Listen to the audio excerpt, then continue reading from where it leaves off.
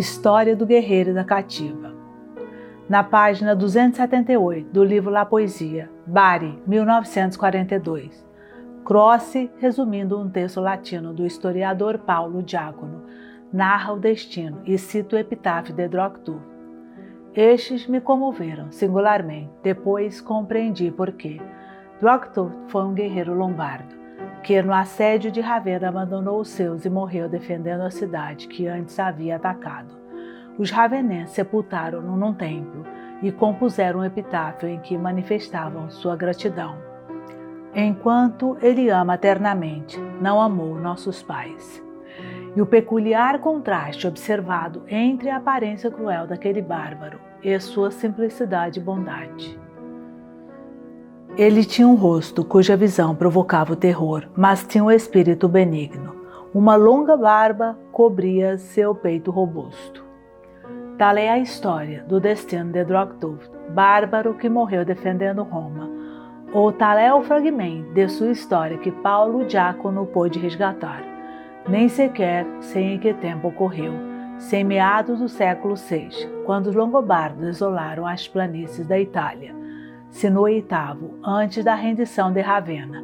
Imaginemos o primeiro. Este não é um trabalho histórico. Imaginemos Droghtu sob a forma de eternidade, não como o indivíduo Droghtu, que sem dúvida foi único e insondável. Todos os indivíduos o são, mas como tipo genérico que dele e de muitos outros como ele tem feito a tradição, que é obra do esquecimento e da memória. Através de uma obscura geografia de selvas e lodaçais, as guerras o trouxeram à Itália, desde as margens do Danúbio e do Elba, e talvez não soubesse que ia para o sul, e talvez não soubesse que guerreava contra o nome romano. É possível que professasse o arianismo, que sustenta ser a glória do Filho reflexo da glória do Pai. Porém, mais congruente é imaginá-lo devoto da terra, de Herta, cujo ídolo coberto ia de cabana em cabana num carro puxado por vacas, ou dos deuses da guerra e do trovão, que eram toscas figuras de madeira, envoltas em roupa tecida e recobertas de moedas e argolas. Vinha das selvas inextricáveis do javali e do auroque. Era branco, corajoso, inocente e cruel, leal a seu capitão e à sua tribo, não ao universo. As guerras o trazem a Ravenna e aí vê algo que jamais viu, ou que não viu com plenitude. Vê o dio e ciprestes e o mármore. Vê um conjunto que é múltiplo, sem desordem. Vê uma cidade, um organismo feito de estátuas, de templos, de jardins, de habitações, de grades, de jarrões, de capitéis, de espaços regulares e abertos. Nenhuma dessas obras, eu sei, o impressiona por ser bela. Tocam-no como agora nos tocaria uma maquinaria complexa, cujo fim ignorássemos, mas em cujo desenho fosse adivinhada uma inteligência imortal. Talvez lhe baste ver um único arco com uma incompreensível inscrição, em eternas letras romanas. Bruscamente, cega-o e renova essa revelação. A cidade sabe que nela será um cão, ou uma criança, e que não começará sequer a entendê-la, mas sabe também que ela vale mais que seus deuses, e que a fé é jurada, e que todos os lodaçais da Alemanha. Droghtu abandona os seus e peleja por Ravenna. Morre, e na sepultura gravam palavras que ele não teria entendido. Ele desdenhava seus queridos pais enquanto nos amava, considerando que Ravenna era sua pátria. Não foi um traidor. Os traidores não costumam inspirar epitáfios piedosos. Foi um iluminado, um convertido. No fim de umas quantas gerações, os longobardos que culparam o trânsfuga procederam como ele. Fizeram-se italianos, lombardos e talvez alguém de seu sangue. Aldiger pôde gerar aqueles que geraram Alighieri. Muitas conjecturas podem ser aplicadas ao ato de Droghtu. A minha é a mais econômica, se não é verdadeira como fato, será como símbolo. Quando li no livro de Croce a história do guerreiro, ela me comoveu de maneira insólita e tive a impressão de recuperar, sob forma diversa, algo que havia sido meu. Fugazmente pensei nos cavaleiros mongóis, que queriam fazer da China um infinito campo de pastoreio e depois envelheceram nas cidades que tinham desejado destruir. Não era essa a lembrança que eu buscava. Encontrei-a por fim. Era um relato que ouvi uma vez de minha avó inglesa, já morta. Em 1872, meu avô Borges era chefe das fronteiras norte e oeste de Buenos Aires e sul de Santa Fé. O comando estava em Junín. Mais além, a 4 ou 5 léguas um do outro, a cadeia dos Fortes. Mais além, o que então se denominava La Pampa e também terra adentro. Uma vez, entre maravilhada e brincalhona, minha avó comentou seu destino de inglesa desterrada nesse fim de mundo. Disseram-lhe que não era a única e lhe mostraram, meses depois, uma rapariga índia que atravessava lentamente a praça. Vestia 2 mantas vermelhas e ia descalça. Suas tranças eram loiras.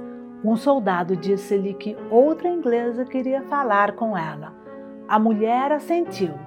Entrou no comando sem temor, mas não sem receio. Na face acobreada, borrada de cores ferozes, os olhos eram desse azul entediado, que os ingleses chamam cinzento. O corpo era ligeiro, como de corça, as mãos fortes e ossudas. Vinha do deserto, de terra adentro, e tudo parecia ficar-lhe pequeno. As portas, as paredes, os móveis. Talvez as 2 mulheres, por um instante, se sentissem irmãs. Estavam longe de sua ilha querida e no inacreditável país. Minha avó enunciou qualquer pergunta. A outra respondeu, com dificuldade, procurando as palavras e repetindo-as, como que assombrada por algum antigo sabor. Faria 15 anos que não falava o idioma natal e não era fácil recuperá-lo. Disse que era de Ushuaia, que seus pais emigraram para Buenos Aires, que os perdera no ataque, que os índios a levaram e que agora era mulher de um capitãozinho, a quem já tinha dado 2 filhos, e que era muito valente. Foi dizendo isso, no inglês rústico intercalado de araucano ou pampa, e por trás do relato se vislumbrava uma vida cruel. Os toldos de couro de cavalo, as fogueiras de esterco, os festins de carne chamuscada ou de vísceras cruas, as sigilosas marchas ao amanhecer, o assalto aos currais, o alarido e o saque, a guerra, a caudalosa boiada tangida por cavaleiros desnudos, a poligamia, a hediondez e a magia. A tal barbárie se rebaixara uma inglesa. Movida pela lástima e pelo escândalo, minha avó exortou a não voltar, jurou ampará-la, jurou resgatar seus filhos. A outra lhe respondeu que era feliz e voltou nessa noite para o deserto. Francisco Borges morreria pouco depois, na Revolução de 74. Minha avó, então, pôde talvez perceber na outra mulher, também arrebatada e transformada por este continente implacável, um espelho monstruoso de seu destino. Todos os anos a Índia loira costumava chegar às tabernas de Junín ou do Forte Lavalle, à procura de miudezas e vidros. Não apareceu, desde a conversa com minha avó. Entretanto, viram-se outra vez. Minha avó tinha saído para caçar. Num rancho, perto dos banhados, um homem degolava uma ovelha. Como num sonho, a Índia passou a cavalo, atirou-se ao solo e bebeu sangue quente. Não sei se o fez, porque já não podia agir de outro modo, ou como um desafio e um sinal. 1300 anos e o mar punham-se entre o destino da cativa e o destino de Dogtooth. Os dois agora são igualmente irrecuperáveis. A figura do bárbaro que abraça a causa de Ravenna, a figura da mulher europeia que opta pelo deserto, podem parecer antagônicas. No entanto, o ímpeto secreto arrebatou os dois, um ímpeto mais fundo que a razão, e os dois acataram esse ímpeto que não souberam justificar. Talvez as histórias que contei sejam uma única história. Para Deus, o anverso e o reverso desta moeda são iguais.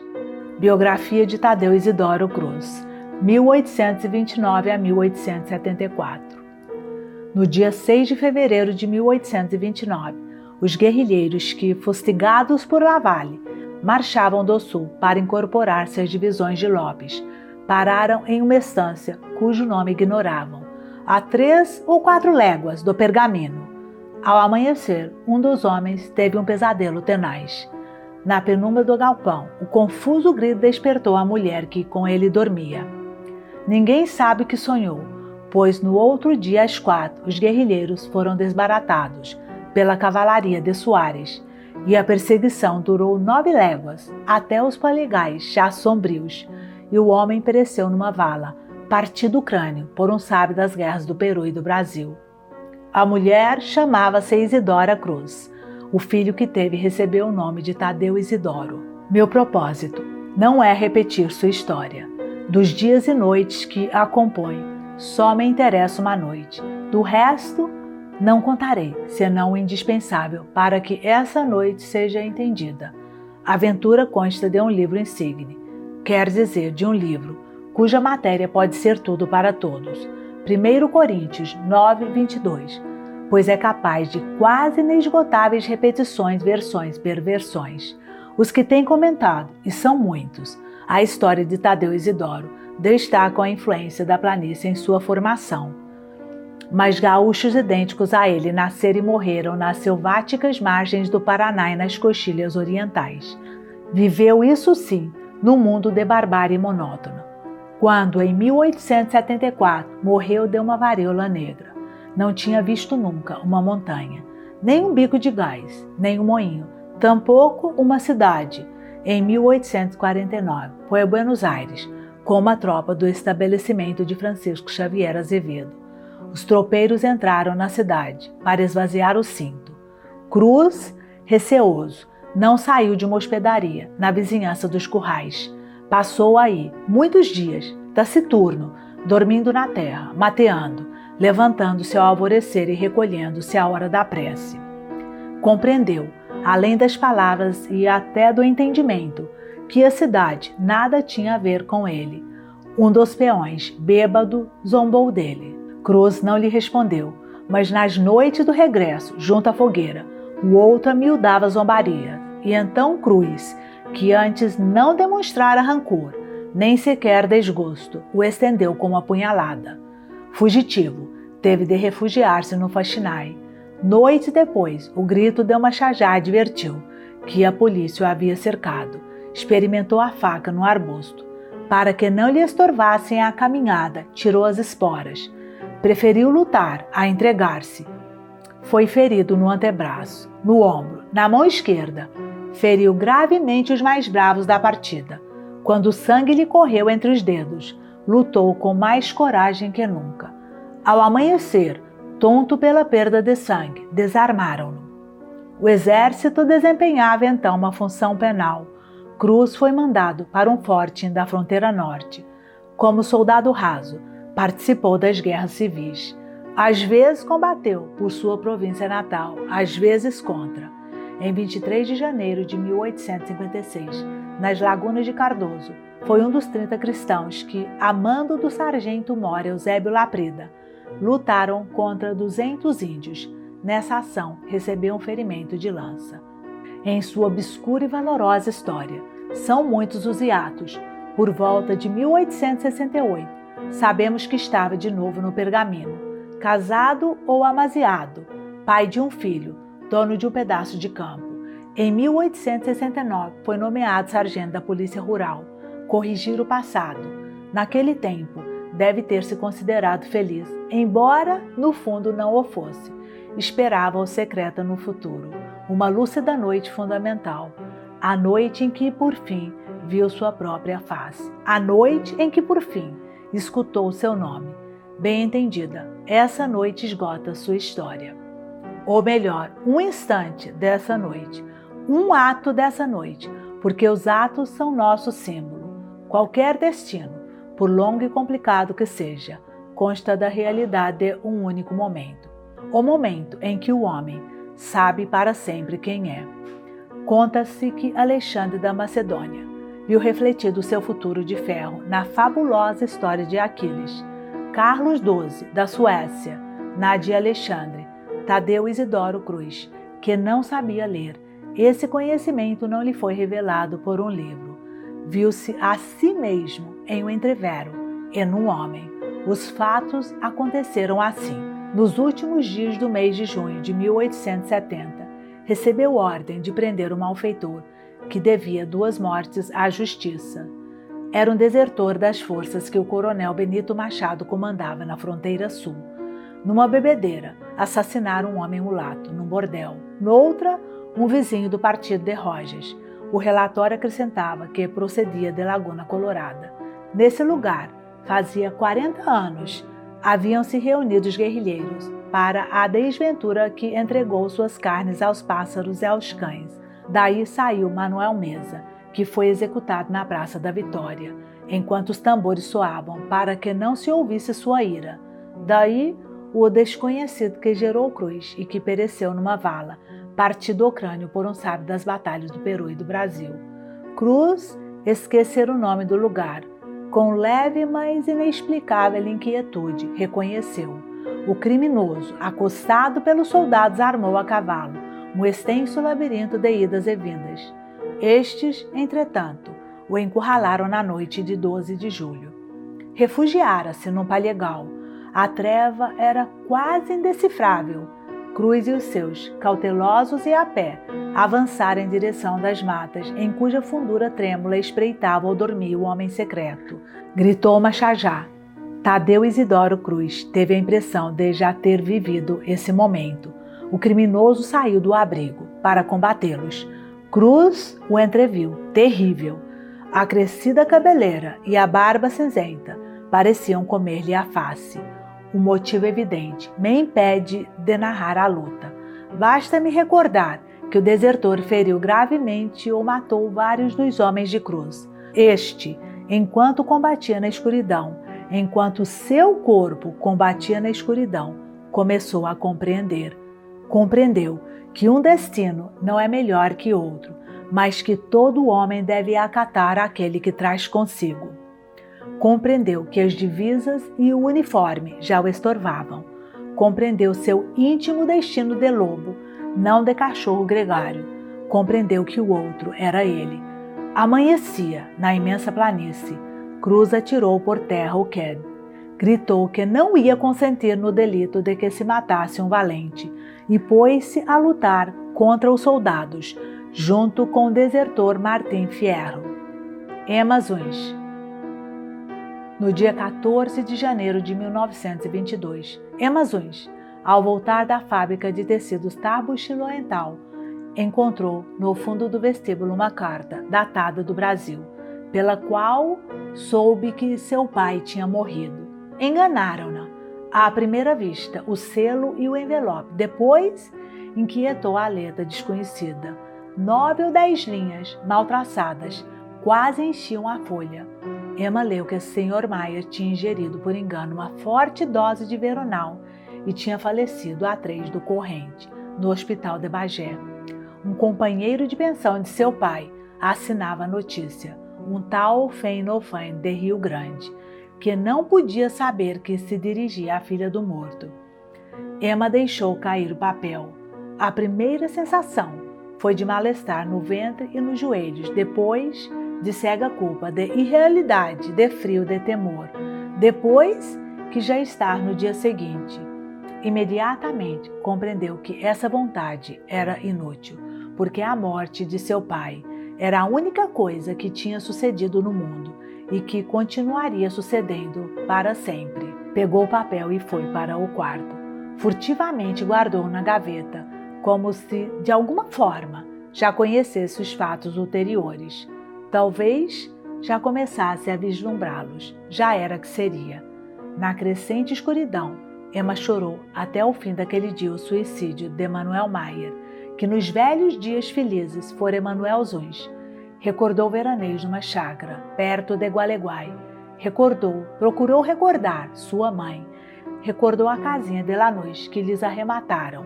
Recordou os amarelos losangos de uma janela. Recordou o auto de prisão, o opróbrio. Recordou as cartas anônimas com comentário sobre o desfalque do caixa.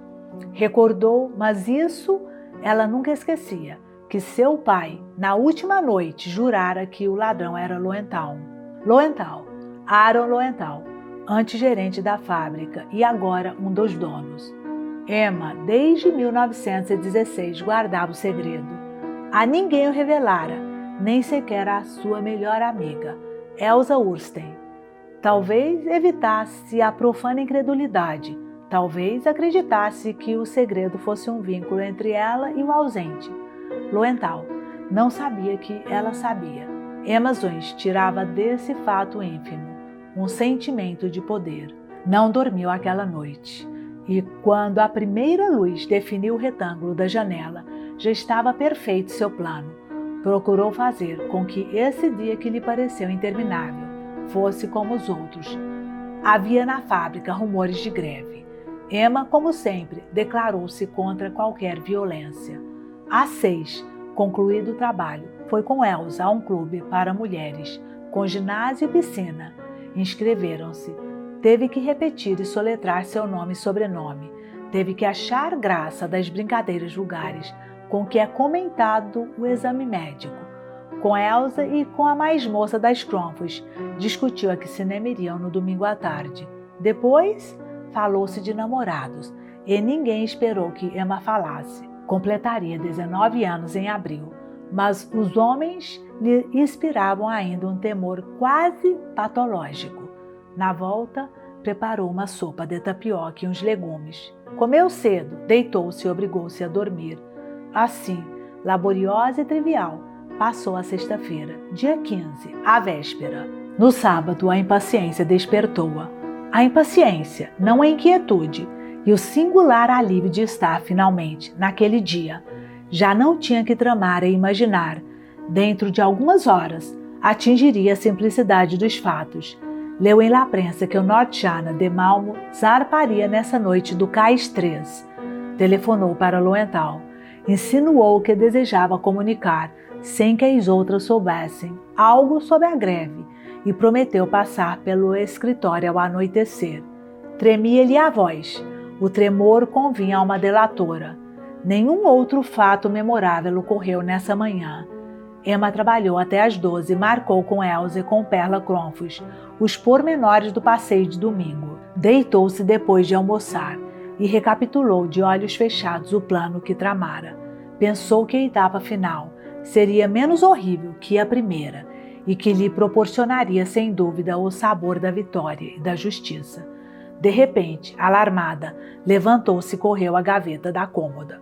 Abriu-a, debaixo do retrato de Milton Sills, onde a deixara na noite anterior. Estava a carta de Fane. Ninguém podia tê-la visto. Começou a ler e rasgou-a. Narrar com alguma realidade os fatos dessa tarde seria difícil e talvez improcedente. Um atributo do infernal é a irrealidade, um atributo que parece diminuir seus terrores e que talvez os agrave. Como tornar verossímil uma ação na qual quase não acreditou quem a executava? Como recuperar esse breve caos que hoje a memória de Emma repudia e confunde? Emma vivia em Almagro, na rua Liniers. Consta-nos que nessa tarde foi ao Porto. Talvez, no infame passeio de julho, se tenha visto multiplicada em espelhos, anunciada por luzes e despida pelos olhos famintos. Porém, mais razoável é conjecturar que a princípio errou, inadvertida pela indiferente galeria. Entrou em 2 ou 3 bares, viu a rotina ou os modos de outras mulheres. Por fim, deu com homens do Nordschana. Temeu que um deles, muito jovem, lhe inspirasse alguma ternura e optou por outro, talvez mais baixo que ela e grosseiro, a fim de que a pureza do horror não fosse diminuída. O homem conduziu a uma porta, e depois a um turvo saguão, e depois a uma escada tortuosa, e depois a um vestíbulo, em que havia uma vidraça com losangos idênticos aos da casa em Lanús, e depois a um corredor, e depois a uma porta, que se fechou. Os fatos graves estão fora do tempo, seja porque neles o passado imediato fica como que separado do futuro, seja porque não parecem consecutivas as partes que os formam. Naquele tempo, fora do tempo, naquela desordem caótica de sensações inconexas e atrozes. Emma Azuis pensou uma única vez no morto que motivava o sacrifício. Tenho para mim que pensou uma vez e que nesse momento correu perigo, seu desesperado propósito. Pensou, não pôde deixar de pensar que seu pai tinha feito à sua mãe a coisa horrível que lhe faziam agora. Pensou com débil assombro e se refugiou em seguida na vertigem. O homem, sueco ou finlandês, não falava espanhol. Foi um instrumento para Emma como Ester foi para ele, mas ela serviu para o gozo e ele para a justiça. Quando ficou sozinha, Emma não abriu em seguida os olhos. Na mesa de cabeceira estava o dinheiro deixado pelo homem. Emma sentou-se e o rasgou, como antes rasgara a carta. Rasgar dinheiro é uma impiedade, como jogar fora o pão. Emma arrependeu-se tão logo o fez. Um ato de soberba e, naquele dia, o medo perdeu-se na tristeza de seu corpo, no asco. O asco e a tristeza prendiam-na. Mas Emma lentamente se levantou e começou a vestir-se. No quarto não restavam cores vivas. O último crepúsculo se adensava. Ela pôde sair sem que a percebessem. Na esquina, pegou um lacrosse que ia para o oeste.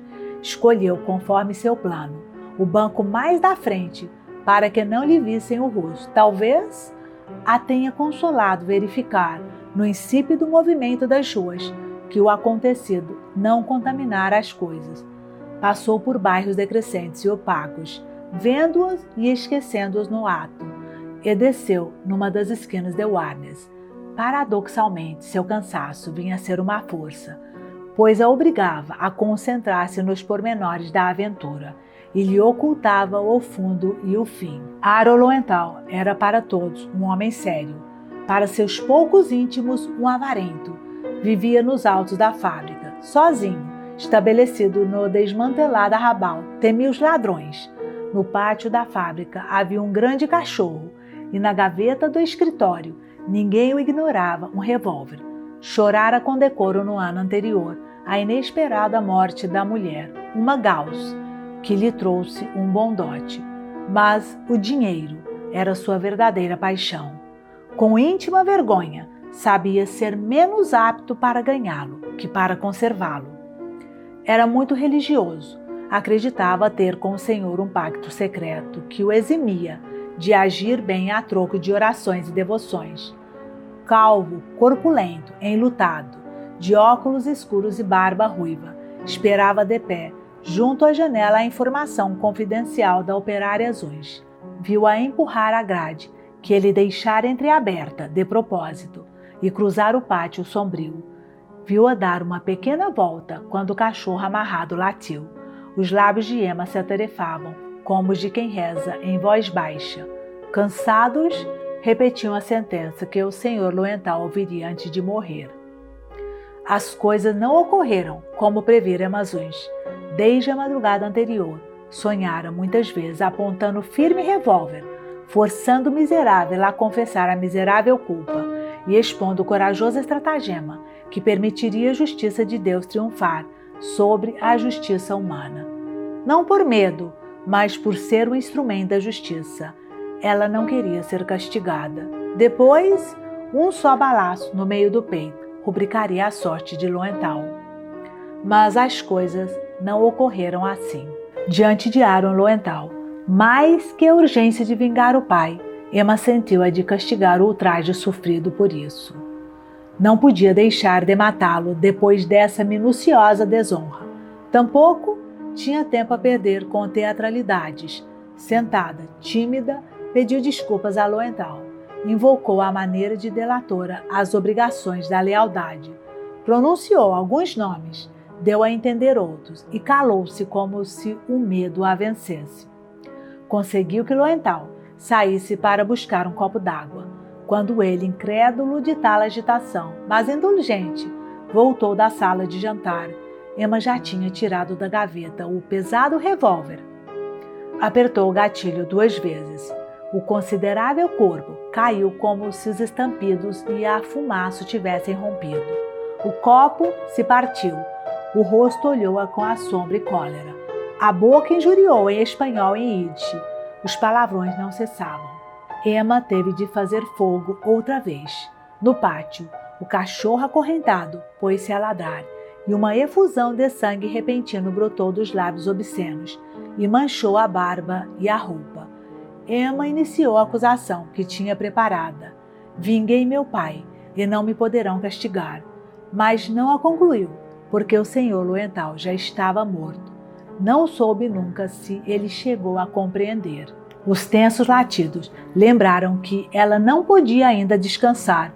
Desordenou o divã, desabotoou o paletó do cadáver, tirou-lhe os óculos salpicados e deixou-o sobre o fichário. Em seguida, pegou o telefone e repetiu o que tantas vezes repetiria, com essas e com outras palavras. Aconteceu uma coisa inacreditável. O senhor Lowenthal me fez vir com o pretexto da greve. Abusou de mim, eu o matei. A história era inacreditável, de fato, mas se impôs a todos, pois substancialmente era certa. Verdadeiro era o tom de Amazões, verdadeiro pudor, verdadeiro ódio, verdadeiro também era o ultraje que padecera. Só eram falsas as circunstâncias, a hora e um ou dois nomes próprios.